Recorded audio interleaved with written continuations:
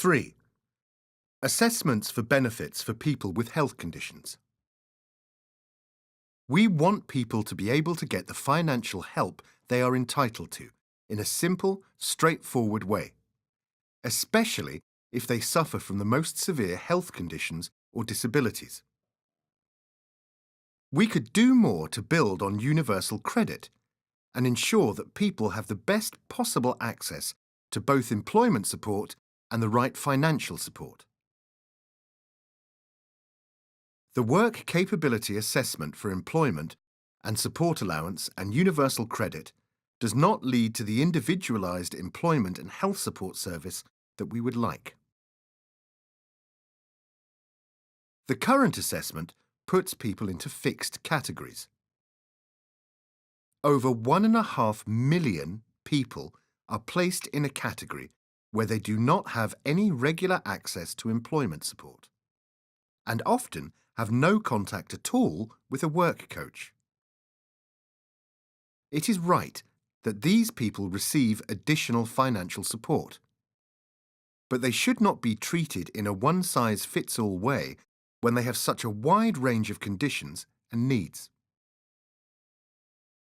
Reforming the assessment process. If we are going to make sure that people get personalised support at the same time as the extra financial support they need, we need to think about whether the work capability assessment is the right way to decide what employment support someone can have. One possibility is only using assessments to determine if a person should get extra financial support and decide about employment support separately. Work coaches could decide on the employment support someone may have, and they could tailor this support on an ongoing basis to suit each individual. This would mean people are offered personalised services based around their needs, without this affecting the financial support they get. Questions.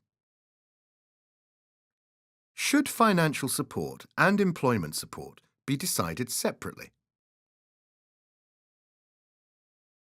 How can we match each person to personalised and tailored employment support? What other options could we think about to improve the system for assessing financial support? Improving the data we use to assess financial support. It is important that services work well with each other, and that we use the information we have to deliver the best service possible. A good example of this is how service personnel, veterans and their families already receive special treatment under the Armed Forces Covenant. DWP uses evidence from the Service Medical Board where possible, which means severely disabled service people don't have to go through another examination to claim employment and support allowance. We think it might be possible to use similar evidence to help members of the armed forces even more in future.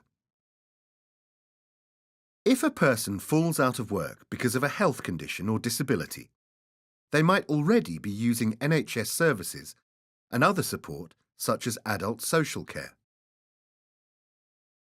They might also claim a number of different benefits, including employment and support allowance or universal credit, disability living allowance, or personal independence payment. These benefits have separate assessments, so people often have to provide the same information more than once. Sometimes this can't be avoided, but we can explore where we could share information sensibly and reduce the burden on someone to prevent them giving the same details again and again. A starting point for sharing data could be between employment and support allowance universal credit and personal independence payment assessments, when this data is up to date and relevant. This could simplify the whole process so that once someone has given information on their health condition to one part of the system, the same information is used if they make a claim to another benefit. We will also look at how the assessment process could use data already held by the NHS or by local authorities when appropriate and with someone's consent. Those with the most severe lifelong conditions. Some people suffer from the most severe health conditions and disabilities and are expected to never recover and need a lot of care.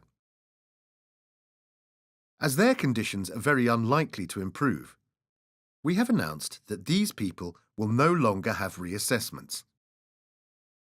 Beyond this, we are asking if there should be a more appropriate, simpler and straightforward application and assessment process for people with severe health conditions and disabilities.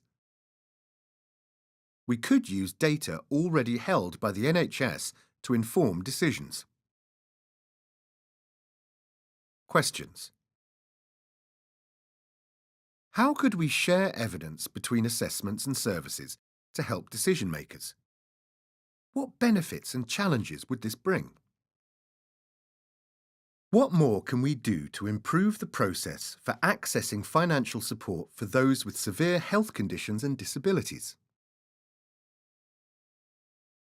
Is there scope to improve the way DWP uses the evidence from service medical boards and other institutions who may have assessed service personnel, which would enable awards of benefit to be made without the need for the claimant to send in the same information or attend a face-to-face assessment?